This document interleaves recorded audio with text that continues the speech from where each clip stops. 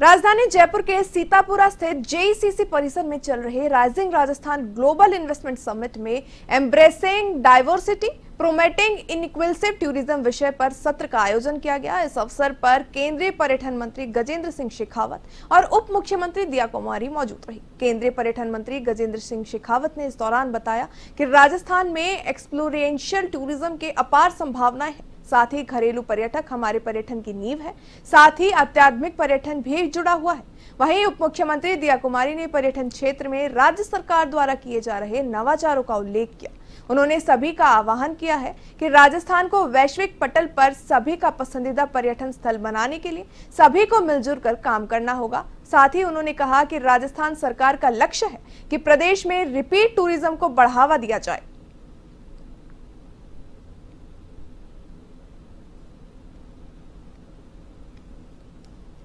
कि सम्मानीय प्रधानमंत्री जी ने जिस तरह से राजस्थान के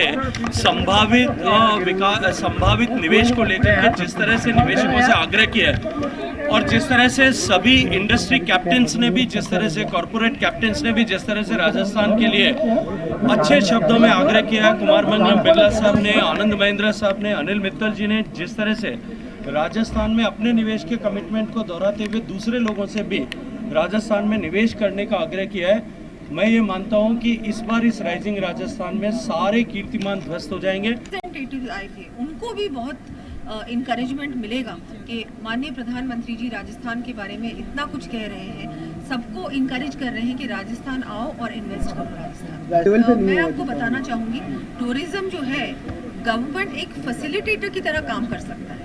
बहुत सारे जो प्राइवेट स्टेक होल्डर्स हैं उनको हम लोग कैसे, उनका जो रास्ता है वो कैसे हम आसान बना सकते हैं। अभी टूरिज्म ने भी यूनिट पॉलिसी अपनी निकाली है, उसमें हम लोगों ने ईज ऑफ डूइंग बिजनेस पे ध्यान दिया है, सिंगल विंडो क्लियरेंस पे ध्यान दिया है।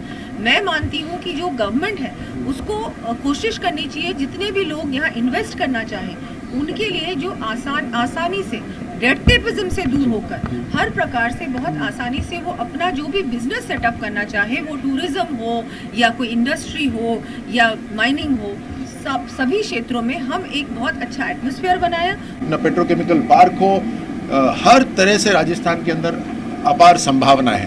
पहले ही वर्ष में हमने इसको इन्वेस्टमेंट समिट को करा, चुनौतियां थी लेकिन फिर भी करा, क्योंकि जनता ने जो विश्वास सरकार में जताया है उस विश्वास पे खरे उतरना कि हमें राजस्थान की इकोनॉमी को बूस्ट करना है। इकोनॉमी बढ़ती है तो अपने आप हर व्यक्ति को काम मिलता है, हर व्यक्ति का जीवन और आसान होता है, और उसी लिए आज प्रधानमंत्री मोदी जी को धन्यवाद। स्वीडन से ऋतुका जी हमारे साथ हैं, वो ग्रीन हाइड्रोजन को लेकर कुछ काम कर रही है। राइजिंग राजस्थान में आज उन्होंने शिरकत की है, क्या कुछ उनका कॉन्सेप्ट है उसको जरा समझें।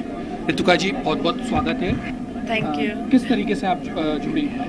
जी, सो हम लोगों ने स्वीडन में एक इनोवेशन किया है green hydrogen. So green hydrogen के लिए आज जो इलेक्ट्रोलाइजर्स यूज़ होता है वो स्केल नहीं कर पा रहे क्योंकि काफ़ी कॉस्टली होता है और सेफ्टी कंसर्न्स भी काफ़ी है। तो हमारे जो प्रोफेसर है जयदीप दत्ता, उन्होंने एक इनोवेटिव पैटेंटेड टेक्नोलॉजी निकाली है इलेक्ट्रोलाइज़र की, जिससे ग्रीन हाइड्रोजन प्रोडक्शन काफ़ी कॉस्ट एफिशिएंट हो जाता है, सेफ़ हो जाता है और उसी तरीके से ऑल्सो स्केलेबल हो जाता है। सो आज जो बातें की about the green and renewable energy transformation, हमारा होप है कि हम लोग भी उसको कुछ कंट्रीब्यूट करें। और yeah we had help from Anil sir, Kamlesh sir and Aditya here as well. या क्या कैसे किन किन सेक्टर्स में जो है ग्रीन हाइड्रोजन का जो है उत्पादन फ़ायदेमंद रहेगा? सो तीन जो सबसे बड़े इंडस्ट्रीज़ है, हैवी इंडस्ट्रीज़ है, स्टील प्रोडक्शन है, पेट्रोकेमिकल है और अमोनिया। सो ये जो तीनों इंडस्ट्रीज़ है वहाँ पे हाइड्रोजन आज ऑलरेडी काफ़ी हद तक यूज़ होता है।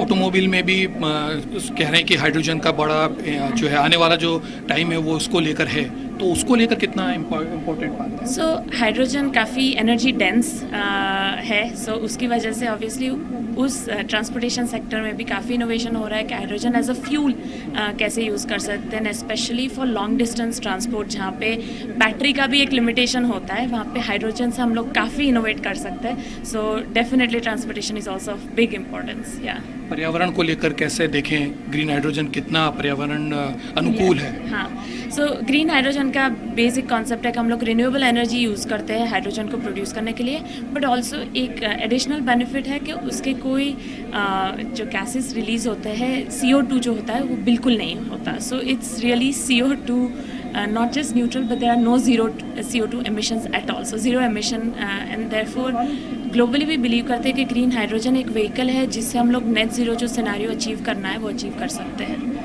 बहुत बहुत धन्यवाद. तो ग्रीन हाइड्रोजन जो है वो बहुत इम्पोर्टेंट होने वाला है एनर्जी सेक्टर को लेकर, ये भी ऋतुका ने बताया है, और इससे जो है काफ़ी कुछ संभावना आगे बढ़ेगी.